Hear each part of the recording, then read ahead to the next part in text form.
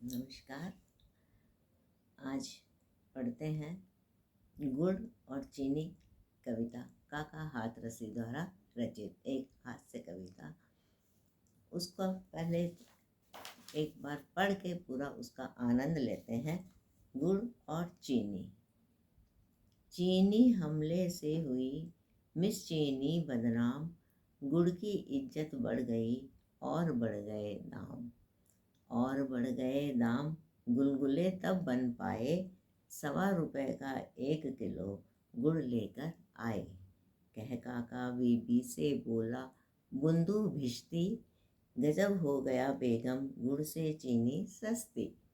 तो कह काका बीबी से बोला बूंदू भिश्ती, गजब हो गया बेगम गुड़ से चीनी सस्ती। तो ये काका का हाथरसी ने बहुत सुंदर कविता। ये कविता उस समय लिखी गई जब भारत और चीन की 1962 में लड़ाई हुई थी।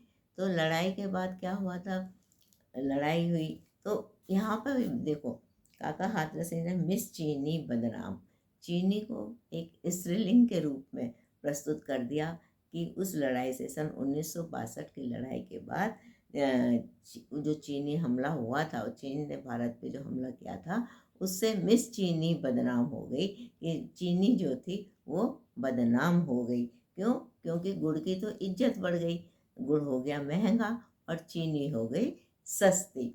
तो ये बहुत व्यंग है काका हाथरसी का। और दूसरा ये बात भी है कि इसमें बताना चाहते हैं कि 1962 की भारत चीन युद्ध के बाद जो नज़रिया था देश का, वो बहुत बदल गया विदेशी चीज़ों के प्रति। लोग स्वदेशी चीज़ों को अपनाने लगे और इसके कारण क्या हुआ, जब लोगों ने अपने स्वदेशी चीज़ें अपने देश में बनी हुई चीज़ों को अपनाया, वस्तुओं को अपनाया, तो उससे उनकी कीमत बहुत ज़्यादा बढ़ गई और विदेशी वस्तुओं की कीमत सस्ती हो गई, उनकी कीमत गिर गई। तो काका हाथरसी ने बहुत सुंदर ढंग से बोला कि और बढ़ गए दाम, गुलगुले तब बन पाए।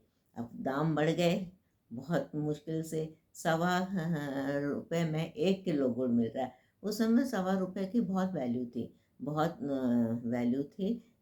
उसमें 1 किलो जब गुड़ घर में आया तब जो है गुलगुले खा पाए। मतलब स्वदेशी चीज़ों के दाम बढ़ गए, और बढ़ गए तो बहुत मेहनत करके पैसे कमा के तब घर में कोई चीज़ आई और लोगों ने विदेशी चीज़ों का बहिष्कार कर दिया। सवा कह काका बीबी से बोला बूंदू भिश्ती। अब यहाँ पे क्या है, काका कहते हैं कि बीबी से, अपनी पत्नी से, अपनी बेगम से बोला बूंदू भिश्ती। बूंदू तो नाम है भिश्ती का। भिश्ती किसे कहते थे? भिश्ती उस समय देखा होगा, हमारे समय में हम छोटे तो उस समय भी थे, ये पीठ पे चमड़े का थैला डाला रहता था, उसमें पानी भरा रहता था और पानी को वो कहते हैं, वो लोगों को पानी भी पिलाते थे और कभी कभी सड़कों पे छिड़काव भी करते थे, पानी से सड़कों पे छिड़काव भी करते थे, तो उनको क्या कहते थे? भिश्ती। तो काका ने कहा, बोला काका बीबी से बोला बूंदू भिश्ती, गजब हो गया बेगम गुड़ से चीनी सस्ती।